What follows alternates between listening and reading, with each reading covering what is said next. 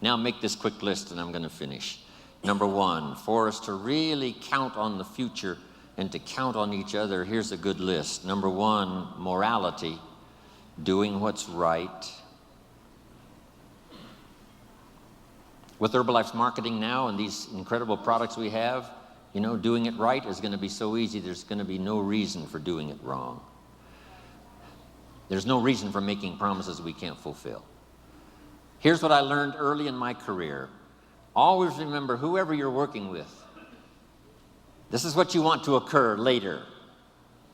That they found out it was easier than you said, and that it was more than you promised. Here's the key: better understated than overstated. When I wrote my first book, Seasons of Life, the picture in that book was really not the most flattering picture.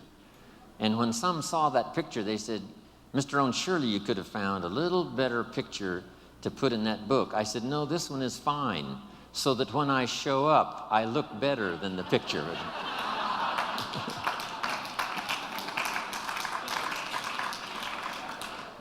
That's better than using the glamour picture, right? And then when you show up, you look a little older. Here's what's next in the vocabulary for leadership for our future. Make these notes now. Next is truth. To deal in truth, we're going to speak the truth. We want to build on truth, what is right. Here's what's next: responsibility. Accepting responsibility. If we want the fortune, we must also accept the responsibility that goes with building it, then the responsibility of what to do with it. Next is courage.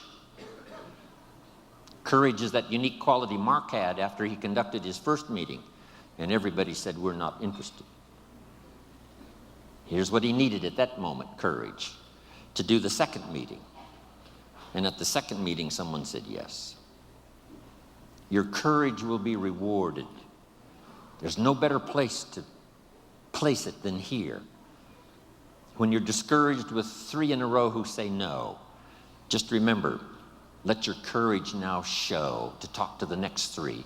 Because out of the next 3, one may be the person that helps you become wealthy and rich.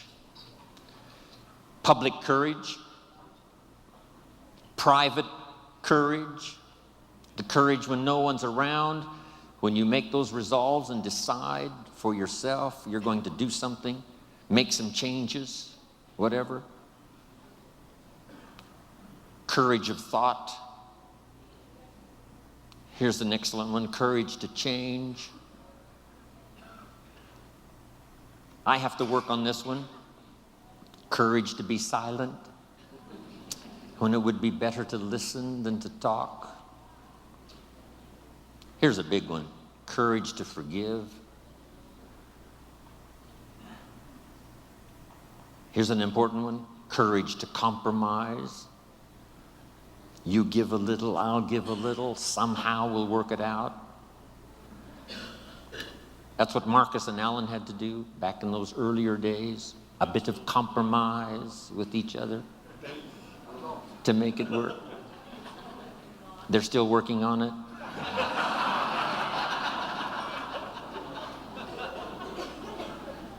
Here's the next one: courage to risk. That's what life really is all about. Not an undue risk, but risk. If you want the harvest in the spring, you must risk the seed into the soil, or the harvest in the fall, you must risk in the spring the seed to sow. You've got to risk some of your time. My grandkids ask me every time, and my family, why would you go spend the day with those people in Hawaii rather than spending the day with us? I've got to give them some excellent reasons. And then when I see them shortly, they will ask me, was it worth it to go spend the day with them and not with us? So how I ration out my time and how you ration out your time is so important. Have the courage to make those wise decisions. Now, my family knows that a big part of my life now, of course, is Herbalife. and they love the stories. And when I say to them, I had a chance in Maui to make a deposit of my own personal experience into the lives of so many incredible leaders from Herbalife around the world, that maybe, just maybe, that experience I had, depositing my experience into the thoughts and consciousness of all of you, no telling what kind of miracles that may work. And when I get through sharing with my family this opportunity I had to speak to you today, they say, yes, Grandpa, yes, Papa, it was worth it for you to go to Maui and be with the Herbalife family.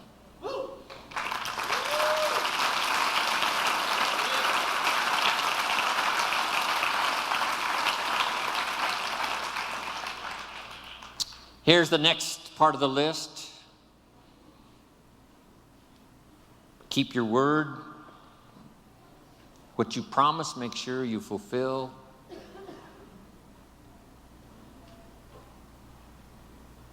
When I leave on a trip, home office hopefully sleeps well at night. When Jim Rohn's in India, when Jim Rohn is in South Africa, when Jim Rohn is in Europe, hopefully they sleep well.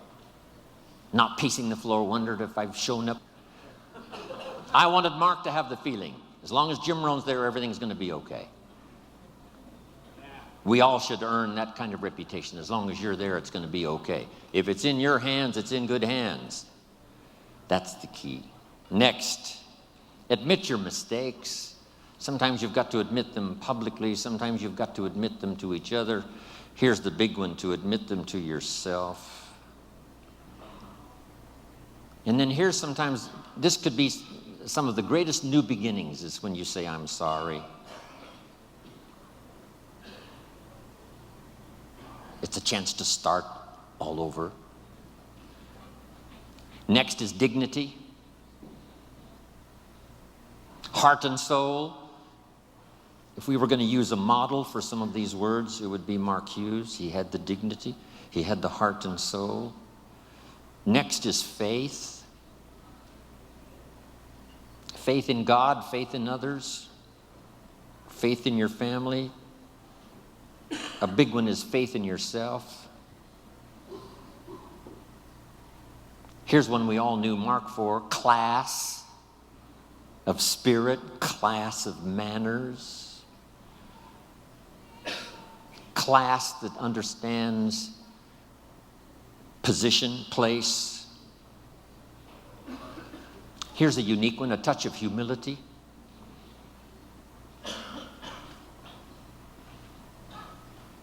The rich must be taught not to be arrogant. The poor must be taught not to be cynical. Some other basics to remember that I used when I was building my organization. Here's a good one: manage as you build and build as you manage. It doesn't take but a short conversation to find out some people's problems. They have stopped building and started managing. But the key here says, build as you manage and manage as you build. It probably wouldn't be too far wrong to use the old 80-20 rule here. Spend 80% of your time building and 20% of your time managing what you build. But it's easy to get the wrong numbers here and spend 20% of your time building and 80% of your time managing. When we opened India, someone asked me, should I go to India? And I said, if you walk out your front door and look down the street and there's no cars and no people, and you walk over one more street and look up and down the street and there's no cars and no people, you should go to India.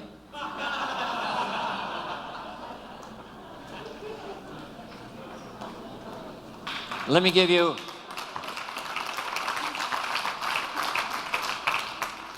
you Mark's philosophy, and it's one of the best.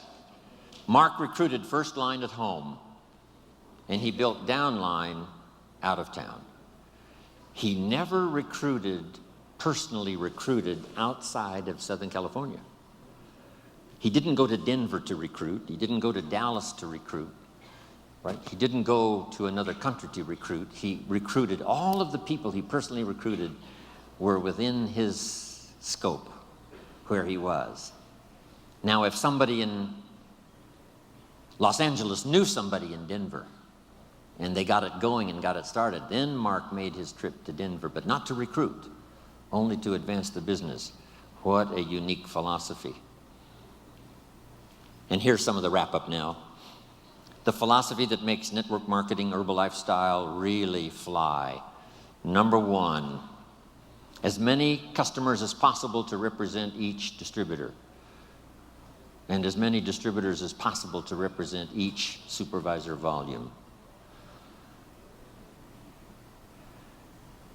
Next, this one helped save my life. Work with the people who deserve it, not the people who need it. Follow the example of life itself. Life was not designed for us to get what we need. Life was designed for us to get what we deserve. You don't receive a harvest because you need one. You receive a harvest because you planted one in the spring. And then here's one more, and I'm finishing. I got about 12 of these finishes.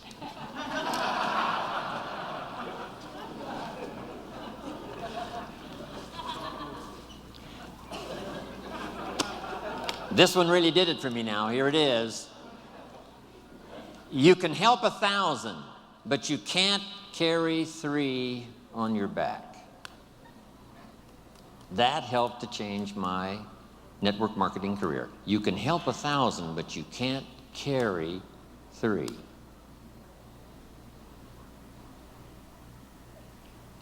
Here's one of the things I learned that built my business. Put people on their own, give people responsibility, show them how to do their own thing as quickly as possible, as quickly as possible, as quickly as possible.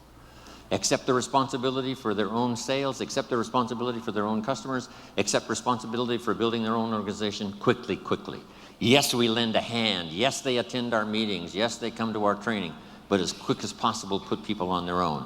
It's what network marketing, it's what being in business for yourself is really all about. But it's easy to get trapped into spending too much time just helping or letting 2 or 3 climb on your back, use up all of your energy and time, and you have no more energy left for the 1,000 you could help.